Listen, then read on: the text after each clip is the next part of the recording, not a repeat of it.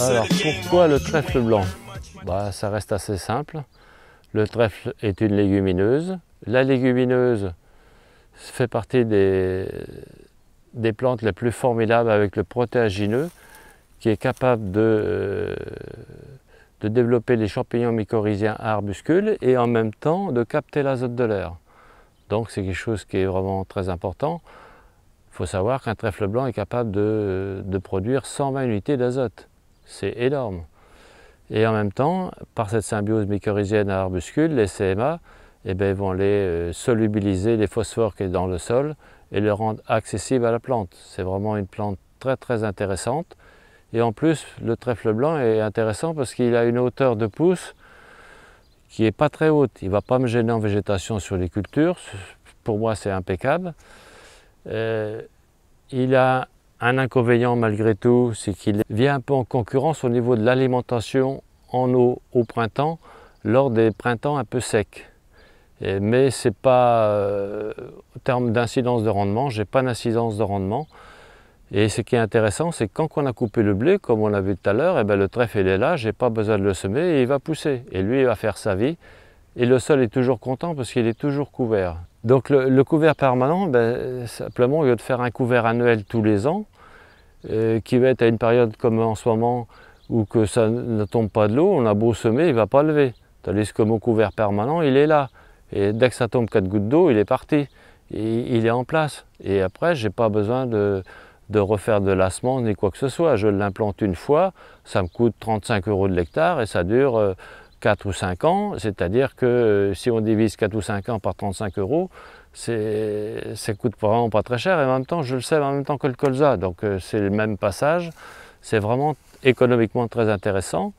Après, c'est une légumineuse, il va capter l'azote de l'air, donc c'est encore très intéressant. Et en plus, il va développer la vie des champignons, c'est encore très intéressant. C'est vraiment un grand intérêt pour moi.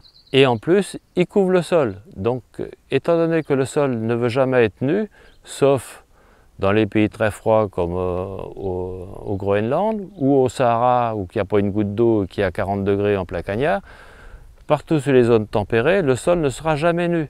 Donc pourquoi vouloir s'entêter à avoir un sol nu alors qu'il ne veut pas être nu? C'est comme si on allait contre nature.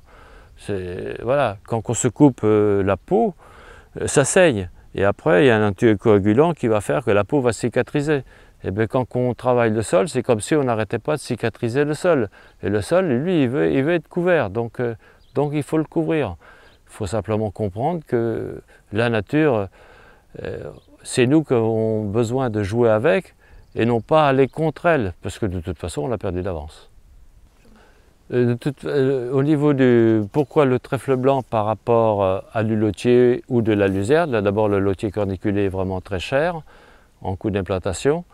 Après, c'est une plante comme la luzerne qui va monter. Donc moi, je ne suis pas, pour des raisons techniques, au niveau des produits phytosanitaires, pour le maintenir un trèfle, une luzerne en vie ou un lotier en vie en permanence dans une culture, elle rentre à la même hauteur de concurrence qu'un blé. Tandis que le trèfle blanc, il reste vraiment à ras du sol, il va monter à 25 cm au maximum, et après, dès qu'il est mûr, il va se retasser au sol, il couvre le sol.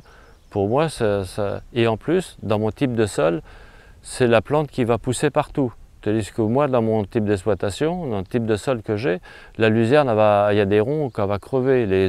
Toutes les zones humides, elle va crever. Donc pour moi, c'est ça qui n'est pas intéressant et c'est ça qui valide mon choix de trèfle blanc. D'une part, parce qu'il ne va pas me gêner sur la culture, parce que c'est plus simple au niveau de la régulation. Par contre, il peut y avoir un inconvénient, c'est que au niveau du couvert permanent, c'est peut-être entre la luzerne et le lotier, le trèfle c'est le plus sensible au désherbant. C'est peut-être ça aussi son inconvénient. Et l'été, effectivement, quand ça fait bien chaud, il ne va pas pousser.